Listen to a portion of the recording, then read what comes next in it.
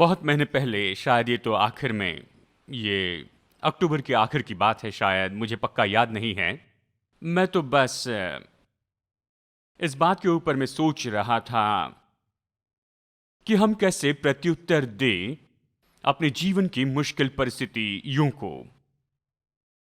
जानते हैं, जब जो कुछ भी आप जैसे चाहते हैं उस तरह से आपके जीवन में नहीं होता है।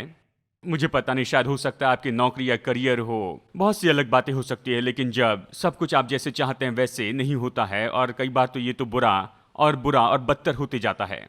और भी ऐसी बहुत सी बातें हैं जिनका हम सामना करते हैं।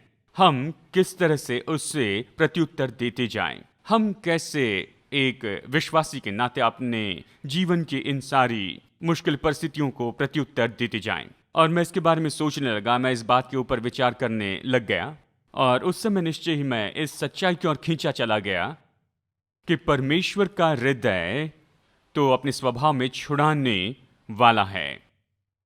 परमेश्वर का हृदय तो अपने स्वभाव में छुड़ाने वाला है। परमेश्वर उसे कभी नहीं छोड़ता जो उसने शुरू किया है। परमेश्वर प्रेम करता और उद्धार देता है सबसे बुरे को भी, किसी भी कीमत पर। जबकि आप और मैं बुलाए गए कि उसके समान हो जाएं, तो जरूरी है कि हमारे पास भी ऐसे छुड़ाने वाला हृदय हो कि जब हम ऐसी परिस्थितियों को देखते हैं अपने जीवन में या दूसरों के जीवन में जो हमारे आसपास रहते हैं, हम उनकी मुश्किलों को देखते हैं, उनकी परिस्थितियों को देखते हैं, हमें सारी बातों को छुटकारे की आंखों से देखते चले जाना है, और हमारे पास होना चाहिए छुटकारे का हृदय। तो आज सुबह हम 3 भागों की सीरीज शुरू करेंगे परमेश्वर के छुड़ाने वाले हृदय के बारे में। हम परमेश्वर के छुड़ाने वाले हृदय के बारे में चर्चा करेंगे कि हमारा परमेश्वर स्वभाव में छुड़ाने वाला है। यानी जब सारी बातें बुरी और बदतर होती जाती हैं तो परमेश्वर हेल्प बटन को नहीं दबाता है सब कुछ नियंत्रण से बाहर जा रहा है, सब नियंत्रण से बाहर है, मैं समझ नहीं सकता हूं। वो ऐसा नहीं करता है। परमेश्वर यही तो करता है कि वो हर एक सीमा के पार चली जाता है कि उसे छुड़ाए जो दूर चला गया है। उसका दिल तो इस पर लगा है कि वो उसे बदले। जो पूरी तरह से राख के जैसे दिखता है, उसका हृदय इस पर लगा है कि उसमें से कुछ सुंदर निर्माण करे। बाइबल यही तो कहती है कि वो राख के बदले में सुंदरता देता है। उसका हृदय उसे बनाने में लगा है जो पहले से नीचे गिरा दिया गया है। उसका हृदय तो उस पर लगा है कि जो कुछ भी खोया है उसे वापस प्राप्त करें। यही तो परमेश्वर का छुड़ाने वाला हृदय है। मैं विश्वास करता हूं परमेश्वर चाहता है कि उसके लोग होने के नाते हम भी वही हृदय लेकर चले, छुड़ाने वाला वो दिल हम में रखते जाएं। तो जब हम अपने खुद के जीवन में परिस्थिति को देखते हैं या आसपास के लोगों के जीवन में परिस्थिति देखते हैं, हम उन्हें देखते जाएं छुड़ाने वाली आंखों से, छुड़ाने वाले हृदय से उन्हें देखते जाएं, और हिम्मत हार कर ये न कहें कि अरे ये चला गया, तुम्हारे लिए कोई आशा नहीं, स्वर्ग में मिलेंगे नहीं, क्योंकि परमेश्वर ने हमें न्योता दिया है कि हम उसके सहकर्मी हो जाएं। हमें परमेश्वर के इस छुड़ाने वाली क्रिया को समझना होगा, किस तरह से परमेश्वर आगे बढ़कर इन सारी बातों को वापस छुड़ा लेता है, मदद करता है कि हम वापस पाए वो महिमा जो खो दी थी, उन्हें फिर बनाता है, उन्हें फिर पाता है। परमेश्वर ये सब कैसे करता है? क्योंकि हम उसके साथ में सहकर्मी हैं। हम इस छुड़ाने वाली क्रिया को समझना चाहते हैं कि हम परमेश्वर के सहकर्मी हो जाएं और उसके छुड़ाने वाले कामों को लेकर आए, चाहे ये हमारे जीवन में हो या हमारे आसपास के लोगों के जीवन में। चलिए छुटकारे के बारे में कहें। ये छुटकारा जो है ये सच में क्या है? और जब हम नए नियम में देखते हैं, ऐसे बहुत से ग्रीक शब्द है जो निरंतर उपयोग किए गए हैं और उनका अनुवाद किया गया छुड़ाना या छुटकारा, और खास करके इस शब्द का नए नियम में उपयोग किया गया, इस समझ के साथ में उपयोग किया गया कि किसी गुलाम को खरीद लेना, वहां पर उसके छुटकारे की कीमत देकर उसे ले लेना, और उसके कारण वो गुलाम आजाद हो जाता है। अगर कोई गुलामी में चला गया है उन पर अधिकार किया जाता है, सताया जाता है, उन्हें दबा कर रखते हैं और उनके साथ में गलत व्यवहार होता है, उनके साथ में सब कुछ पूरी तरह से गलत होते जाता है। लेकिन कोई वहां पर आता है, छुटकारे का पैसा देता है और उन्हें आजाद करता है। यही है छुटकारा। पुराने नियम में भी ऐसा ही है।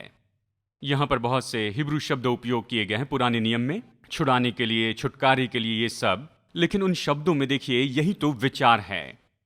ये कहता है छुड़ा लेना किसी व्यक्ति को या किसी संपत्ति को जो कर्जे में बेच दी गई थी। मतलब कर्जे में यहां पर कुछ ले लिया गया, कई बार लोगों को या कई बार कुछ चीजों को, लेकिन उसे छुटकारा देना, उसे कर्जे से बाहर लेकर आना, यह है छुटकारा। या छुटकारा बंधुआई से, विनाश से या नुकसान या खतरे से बचाकर रखना, इसे समझा जाता है छुटकारे के रूप में। या अनचाही परिस्थिति से छुटकारा पाना।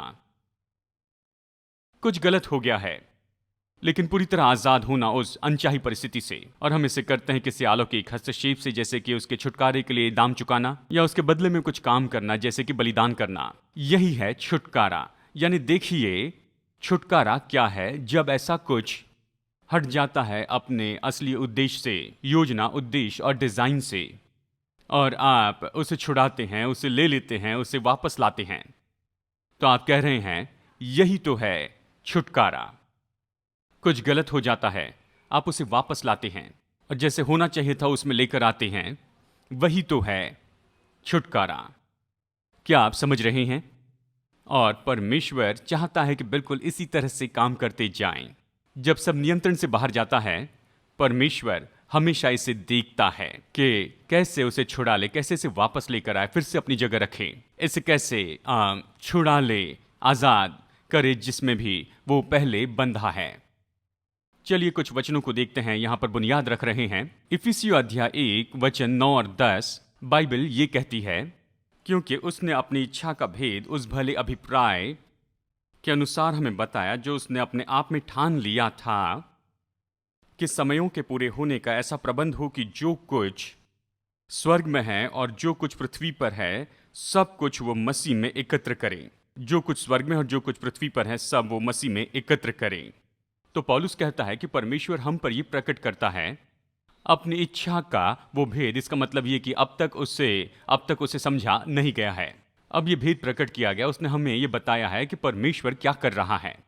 परमेश्वर यही कर रहा है कि समयों का जो पूरा होना है उस समय में, यानी ये बाहरी रूप में ये जो पूरा जो समय है, इस बीच में जो कुछ भी हो रहा है, परमेश्वर काम कर रहा है कि वो सारी चीजों को वापस इकट्ठा करें अपने लिए।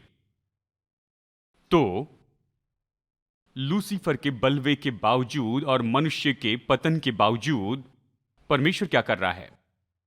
वो इसी के लिए काम करते जा रहा है। सब कुछ वो अपने पास वापस ला रहा है कि सबको वापस उसी स्तर पर लेकर आए जो उसने शुरू में उद्देश्य रखकर बनाया था। परमेश्वर उसके लिए काम कर रहा है। तो निश्चय समय आएगा, परमेश्वर अलग करेगा उस शैतान और दुष्ट आत्माओं को और उन्हें अलग करेगा जिन्होंने उसका इनकार किया, उद्धार के संदेश का और उद्धार के लिए उसके प्रयोजन का, और वो सब कुछ वापस लेकर आएगा अपने उस असली मकसद के डिजाइन की ओर। वो उसके लिए काम कर रहा है। मैसेज बाइबल इस तरह से बताती है, ये कहती है इफिसियों 1:10, ये तो बड़े समय की योजना है जिसमें सब कुछ उसी में लाया जाएगा, उसी में सब कुछ जोड़ दिया जाएगा। मतलब मसीह में सब कुछ, उस गहरे स्वर्ग में और इस पृथ्वी पर का सब कुछ। परमेश्वर इसी के लिए काम कर रहा है, उसके पास बड़ी योजना है। आमेन। कुलुसियों अध्याय 1 वचन 20 यही बात तो हमें बताता है। यह कहता है उसके यानी यीशु के द्वारा सब वस्तुओं का अपने साथ मेल कर ले। उसके द्वारा, उसके क्रूस पर बहाए हुए लहू के द्वारा मेल मिलाप करे, चाहे वे पृथ्वी पर की हो चाहे स्वर्ग की हो। यानी परमेश्वर अब यहां पर यही कर रहा है कि वो सारी बातों को, सारी चीजों को अपने साथ मेल कर रहा है, और ये क्रूस के द्वारा। इसका मतलब कि मसीह की मृत्यु, मसीह की छुटकारा देने वाली मृत्यु का मकसद था कि सब कुछ वापस लेकर आए परमेश्वर के पास। क्या आप समझ रहे हैं? तो जब आप अपने जीवन को देखते हैं और कहते हैं मेरे जीवन में ये सब परमेश्वर की इच्छा से नहीं है और इसे जैसे होना वैसे नहीं, चाहे धन हो या आपकी नौकरी हो, परिवार, घर या आपके बच्चे हो या जो भी हो, ये ऐसा नहीं है। सुनिए, मसीह मरा कि ये सब कुछ जो है वो परमेश्वर के साथ में मेल मिलाप कर ले। ये परमेश्वर की इच्छा है कि देखे कि सब कुछ छुड़ाया गया है, उसे वापस मिला है। और परमेश्वर चाहता है कि हम उसके हृदय को लेकर चले। हाँ प्रभु, मैं चाहता हूं कि सब छुटकारा पाए, वापस आए। मैसेज बाइबल में कुलुसियों 1:20 जिस तरह से बताया है, ये बहुत दिलचस्प है। केवल इतना ही नहीं, इस सारे संसार की जितने भी टूटे हुए चीजें हैं जो बिखर चुकी हैं, लोग, चीजें, जानवर और यहां तक के एटम्स, वो पूरी तरह से फिक्स होते हैं और पूरी एकता के साथ में एक साथ फिट हो जाते हैं। ये केवल उसकी मृत्यु, मसीह की मृत्यु से, उसका लहू जो क्रूस पर बहाया गया था। हर एक चीज जो दिखाई देती है कि अभी ये बिखर चुकी है, ये पूरी तरह टूटी है, सुनिए, परमेश्वर चाहता है कि इसे पूरी तरह फिक्स करे और वापस लेकर आए। और इसके लिए उसने प्रयोजन किया है क्रूस पर मसीह की मृत्यु के द्वारा ही। यानी परमेश्वर छुड़ाने वाला है। वो हिम्मत नहीं हारता किसी भी बात के लिए। वो देखते रहता है कि इसे कैसे वापस लेकर आए, इसे वापस कैसे प्राप्त कर ले, उसके उद्देश्य की महिमा, उसके उद्देश्य के डिजाइन के लिए। वो छुड़ाने वाला है। और इसलिए और हम यहां पर यही करने की कोशिश करेंगे इन 3 रविवार को, जैसे इन 3 भागों के संदेश को देखेंगे। सबसे पहले हम लेना चाहते हैं परमेश्वर के हृदय को, छुटकारे के हृदय को, कि हमारे जीवन की हर एक परिस्थिति में हम ऐसे ही प्रत्युत्तर देंगे। परमेश्वर तो स्वभाव में छुड़ाने वाला है। चाहे कितनी भी गड़बड़ी हो, कितनी भी बातें गलत हो, तो इसमें से निश्चय कुछ न कुछ बहुत सुंदर लेकर आएगा कि तू मेरे इस विपत्ति और विनाश को मेरी मंजिल में बदल देगा। कि परमेश्वर तू इसे ले लेगा, इन सारे टूटे हुए भागों को, और इसे तू वापस जोड़ देगा और तू अपने गीत गाएगा और अपने संदेश को मेरे जीवन के द्वारा घोषित करेगा, क्योंकि तू छुड़ाने वाला है। और यही बात होगी हमारे साथ के लोगों के साथ। और जब लोग हमारे पास में आते हैं कि हम उन्हें प्रत्युत्तर देंगे परमेश्वर के छुटकारे के हृदय के साथ। चाहे सभी लोगों ने उनसे सारी आशा छोड़ दी हो, लेकिन फिर भी हम उनके साथ में खड़े रहेंगे और कहेंगे कि देखो, एक परमेश्वर है जो तुम्हारा छुड़ाने वाला है और यही तुम्हारे लिए सब कुछ बदल देगा। हम छुड़ाने वाले होंगे जिस तरह से हम अपने आसपास के लोगों के साथ में मिलकर काम करते हैं। आमेन। प्रभु के दिल को हम लेना चाहते हैं और फिर हम सीखना चाहते हैं कैसे उसके साथ काम करें इस छुटकारे की क्रिया में। हमारे खुद के जीवन में, हमारे आसपास के दूसरे लोगों के जीवन में हम यही करेंगे आने वाले हफ्तों में। देखिए, आज सुबह मैं ये बताना चाहता हूं कि हम देखेंगे यहां पर बाइबल में छुटकारे की महत्वपूर्ण ऐसी कहानियों को, जहां परमेश्वर अपने हृदय को यहां पर प्रकट कर रहा है, अपने छुड़ाने वाले हृदय को अपने लोगों को बता रहा है, उन्हें ये समझाने में मदद करना चाहता है कि देखो, मैं तुम्हारा छुड़ाने वाला हूं और चाहे कुछ भी क्यों ना हो जाए, यही मेरा मकसद है। मैं चाहता हूं कि सब कुछ मेरे लिए छुड़ाया जाए। वो इसके बारे में बताता है। हम कुछ को देखेंगे इन छुटकारे की कहानियों को। पहला तरीका है कि परमेश्वर अपने लोग इज़राइल के साथ में किस तरह से व्यवहार करता है। और जैसे आप नए नियम को पढ़ते हैं, यहां पर एक स्पष्ट संदेश हम यहां पर देखते हैं कि जैसे परमेश्वर के लोग, अब्राहम को जैसे उसने चुना और उसके वंश के द्वारा किस तरह से वो काम करने लगता है कि संसार के देशों तक वो पहुंचे। ये लोग तो ढीठ थे, कड़ी गर्दन वाले और बलवा करने वाले। मैं बताऊं, यही तो वो लोग थे। और देखिए, बार बार समय समय पर वो गड़बड़ी करती और वो कुछ गलत करते और वो काम करते जो परमेश्वर ने उनके लिए कभी नहीं चाहा। वो खुद गड़बड़ी में गिर जाते और बार बार परमेश्वर आता कि छुड़ाए। परमेश्वर आता है कि उन्हें बाहर निकाले। परमेश्वर आता है कि उन्हें छुड़ाए। परमेश्वर आता है कि उन्हें फिर बनाए। बार बार उसने ये किया। और वो उन्हें बताता है कि मैं ही तुम्हारा छुड़ाने वाला हूं। चाहे कितनी भी बार वो गड़बड़ी कर ले, वो आता है। उनमें से कुछ जिसे हम अच्छी तरह से जानते हैं, और अवश्य उनमें से एक है उनकी गुलामी। वो मिस्र की गुलामी में थे। जब वो मिस्र में गुलाम थे, परमेश्वर आता है, अद्भुत रीति से वो उन्हें आजाद करता है उस गुलामी से, और पूरा देश बाहर आता है गुलामी में से। बस एक रात में केवल परमेश्वर ही ऐसा कर सकता है। और वो आज़ादी से बाहर निकले और अपने प्रतिज्ञा के देश की ओर जाने लगे। और यहाँ पर देखिए, हम यहाँ पर पढ़ते हैं निर्गमन 15:13 में ये कहता है, अपनी करुणा से तूने अपनी छुड़ाई हुई प्रजा की अगुवाई की, अपने बल से तू उसे अपने पवित्र निवासस्थान को ले चला है। वो मिस्र से बाहर आते हैं, ये तो परमेश्वर का छुटकारे का काम था, वो उन्हें बाहर लेकर आता है, वो जिस बंधन में थे उससे।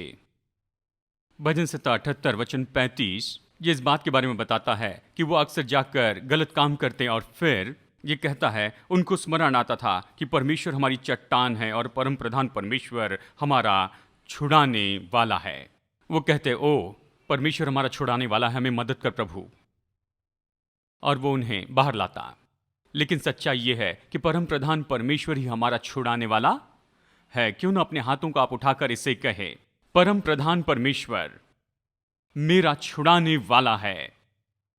वो सारी बातों को छुड़ाता है मेरे जीवन में। वो उन्हें खोलता है, पुनर्गठन करता है और उन्हें वापस लेकर आता है निश्चित महिमा के लिए, यीशु के नाम में। आमेन। परमेश्वर आपका छुड़ाने वाला है।